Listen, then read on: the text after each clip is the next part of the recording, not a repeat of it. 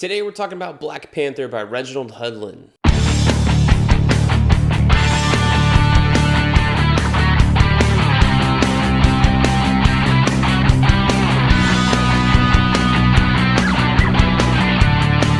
Hey everybody, welcome back to BK's Bullets. As always, I'm your host, Brent and today we're covering Black Panther, like I said in the intro. Why are we reading Black Panther? This is Reginald Hudlin. Why are we not covering Christopher Priest? Why are we not covering Ta-Nehisi Coates? Well, this is the Black Panther run that I actually read for the first time. My first Black Panther comic was the wedding issue, number 18 in this book. And I continued on for, I don't know, it must have been 6 or 8 issues past that, through the Civil War tie-ins and things like that. And this is, what got me interested in Black Panther. At the same time, I started picking up the Fantastic Four issues that were being written by Dwayne McDuffie, where Storm and Black Panther filled in for Reed and Sue post-Civil War. So that was a lot of fun. I think I read those most of all the way through Secret Invasion. So in a way, this is the era of Black Panther that I first read, and I was like, I was at Ollie's and saw volume 2 and 3 there for really cheap, and I had to pick this up separately. But I was like, let me reread the whole run, because I know I enjoyed what I read back in college of those couple issues, starting with the wedding. But I know a lot of people do not like Reginald Hudlin's writing of Black Panther. So I figured, let's read the whole thing, see what the fuss is about, because this is the one that I am most familiar with, right? And it's interesting to read this because it is uninformed by the movie. This came out in 2004, 2005, I'll say. Probably started up then and then went on through 2007 and even beyond that. So with the movie coming out, over almost 10 years later, this has no mention of the movie at all. It does not align with the movie or anything like that. If you read Black Panther comics today, they really do align with that film. And even the Ta-Nehisi Coates stuff, there was some sort of synchronicity or congruity there where that started just before the movie came out. But I would assume that Ta-Nehisi Coates and Brian Stelfreeze had some ideas of what the movie might be, and maybe, they're just simpatico in some weird way. This is classic Black Panther in terms of what you would expect from Black Panther. I know a lot of people that have read the Priest era don't like the Reginald Hudlin era, and there does seem to be a lot of history that seems to be done away with. The first 6 issues here are drawn by John Romita Jr., and he's doing an okay job. He's got Klaus Janson on inks with him, and it's nothing to write home about, though. This is not John Romita Jr.'s best work. It's not really that inspired, I would say. It's just Marvel got their biggest artist to launch a new Black Panther book, and then you have Trevor Hairsine, Salvador LaRocca, and Scott Eaton doing the rest of the book. And Scott Eaton, honestly, I think is a way better artist sometimes than John Romita Jr., even as legendary as he is, right? But the weird part about these first 6 issues is that they just come out of nowhere. It's the title of that arc is Who is the Black Panther? And you don't really get a sense of who he is at all. You get a sense of who the world perceives him to be, but you don't really get to know T'Challa. He's not even present in the whole first issue at all. T'Challa. He's not, his ancestors are, they're setting up Wakanda and things like that. But a majority of this first 6 issues is just Reginald Hudlin making Wakanda a place you don't want to mess with.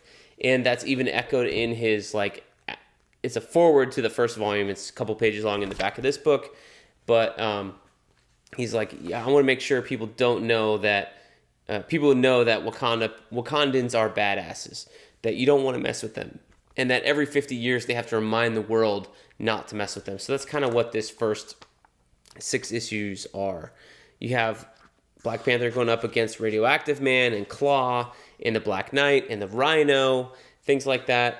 And it's fun, but it's just not, it's not a Black Panther comic you'd expect to read, honestly. And even the death clocks in here seem kind of forced and thrown in and haphazard. The U.S. is trying to scheme to get into Wakanda, and meanwhile Claw and Radioactive Man are acting on their own, and they're trying to get into Wakanda for reasons that are explained in the book. there's even Batroc the Leaper in here. He looks kind of like a mercenary from, he's got this weird like cap on. It's a French Foreign Legion, I guess.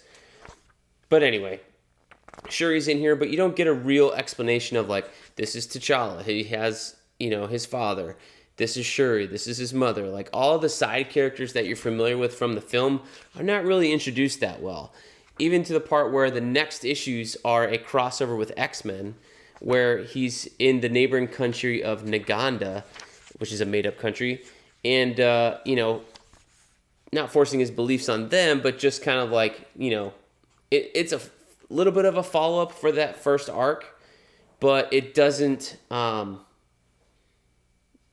directly to it. So in a weird way, you're like, well, what happened to the Priest era of Black Panther? What's the story there? Because that had a long history, right? Oh, what was it 60 or 80 issues? And all those characters, Everett Ross is in here, but he's just an expert on Wakandan culture. He's not like, I used to be Black Panther's best friend. So it's kind of like, what happened to all that history with Black Panther? Was he ever in the Avengers and things like that?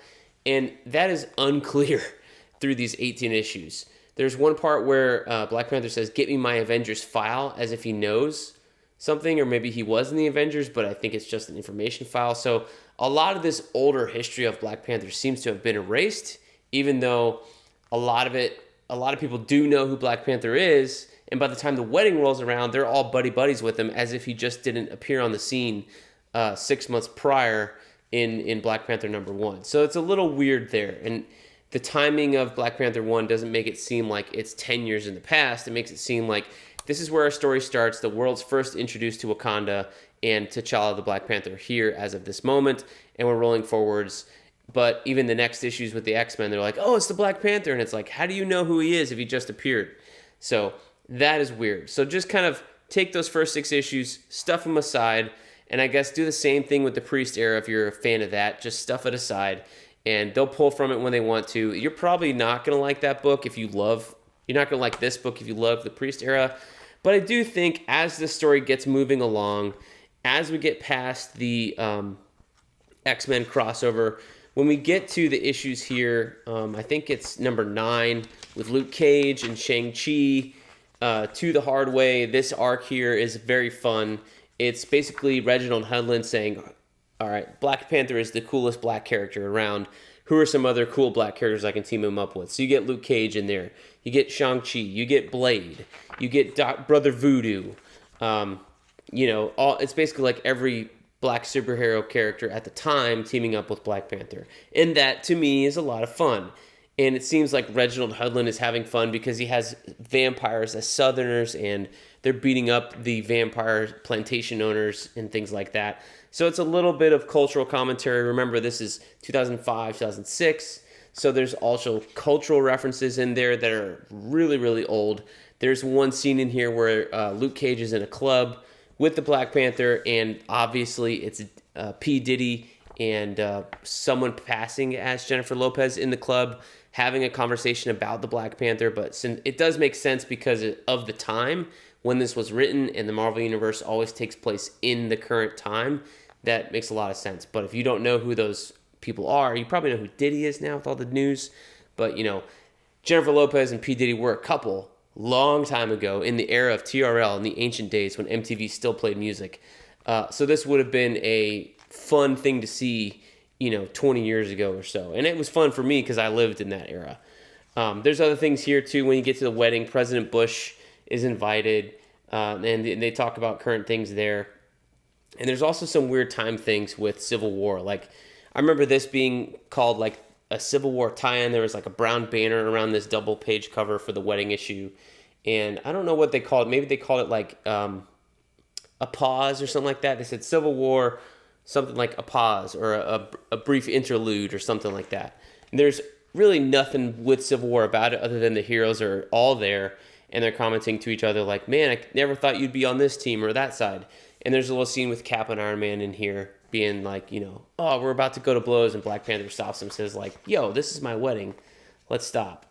But it is very of the era. And when you read the introduction in the back of this book written by Reginald Hudlin, you do get like, I get what he's trying to do.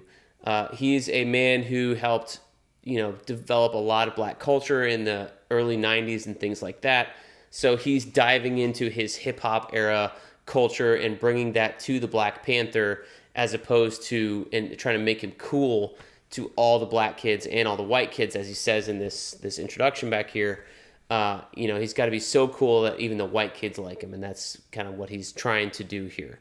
So yeah, if you're a fan of anything older, you're not going to be a fan of it. But by the end of this book, I did start having a whole lot of fun reading it. So just wipe away the Ramita stuff. Honestly, you can just forget all about it. If you want to read it, that's fine. If you want to jump in with the crossover with X-Men, I think you'd be just as well doing that and not worrying about any of this other stuff. There is one thread that he sews in the first arc that seeds all the way through to the wedding, and it maybe seems like it's going to continue on. There's like a shapeshifter who's not the chameleon, but they take on the bodies of people they kiss and things like that. So that's seeded in the first arc, and then makes its way through all the way into the wedding. And we'll see where it goes if it goes on past that. But, for all the weird cultural stuff that's in here, or not weird, but, timely, not timeless cultural stuff that is now 20 years old, I did have a lot of fun reading this towards the end. So I'm going to continue reading this series. And that's what I'm telling you to do. If you like 2000s era culture, this is going to hit the spot for you, honestly. Just if you love the Priest run, give it a shot after the John Romita issues where they kind of wipe away all that history and just go from there. I think you might enjoy it if you start after that run. If you read that, you're probably going to make yourself really angry, and there might be still some things that make you angry, but whatever. Not everybody can do the same thing. Like heck, even Chip Zdarsky right now is rebooting Captain America with his first arc and retelling his kind of like first adventure with the army after being awoken from the ice, but that takes place clearly after 9/11. And if you go back and read, there's some old not Superman, but Captain America comics where he is stopping the terrorists who caused 9/11 as a reaction to that. So yeah, everything is got to be new and updated every 20 years. So if that Black Panther book was from the late 90s and this was it was Marvel Knights book, this is shortly thereafter. He's reinventing it shortly thereafter. So there you have it. Those are my thoughts on Black Panther by Reginald Hudlin, Volume 1, the complete collection. Let me know what you guys thought about this book down below in the comments, and I'll see you guys next time in the Funny Pages.